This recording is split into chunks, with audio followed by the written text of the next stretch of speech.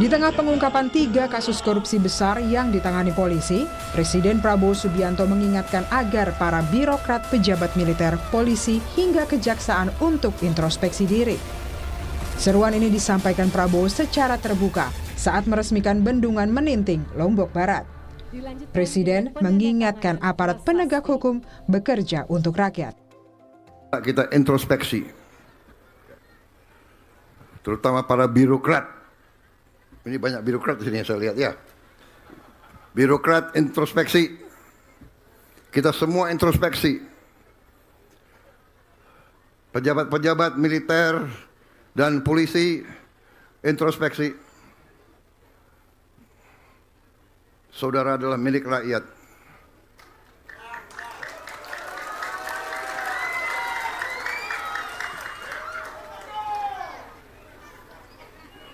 Bintangmu dari rakyat, sepatumu dari rakyat,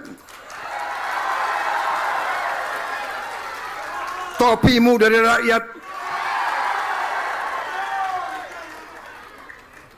Jangan pernah lupa itu.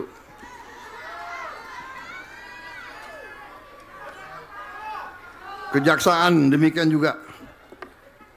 Anda jaksa ya? Ya. Pakai bintang juga kau. Kau juga milik rakyat. Sementara itu, Jampitsus Kejagung Febri Adriansyah akhirnya muncul ke hadapan publik pasca Kortas Tipikor Polri menggeledah sejumlah lokasi di Jakarta dan Sentul, Bogor. Jampitsus Febri menjawab siapa pemilik rumah di Sentul yang saat digeledah ditemukan emas seberat 74 kg. Rumah tersebut merupakan rumah pribadi Jampitsus. Febri juga menegaskan hingga saat ini ia masih aktif menjalankan tugas dan menerima instruksi untuk menyelesaikan berbagai perkara korupsi, terutama yang masa penahanannya hampir habis.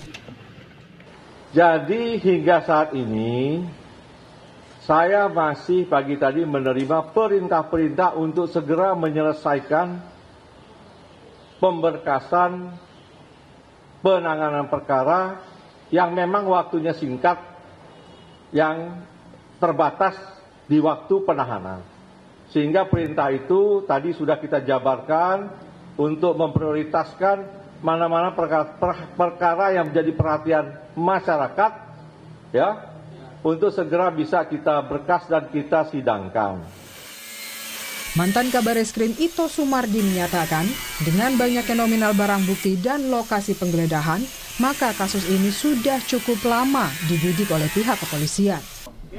Ito menambahkan, polisi juga berhati-hati untuk mengumumkan nama tersangka, karena untuk menghindari adanya error in persona atau kekeliruan dalam menentukan pihak yang berperkara di pengadilan. Yang pertama secara normatif, ya. Secara normatif ini kan kita harus mengedepankan azas praduga tak bersalah atau presumption of innocence.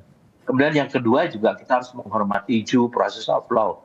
Bahwa terhadap tersangka itu harus mendapatkan proses hukum yang fair. Itu yang paling penting ya.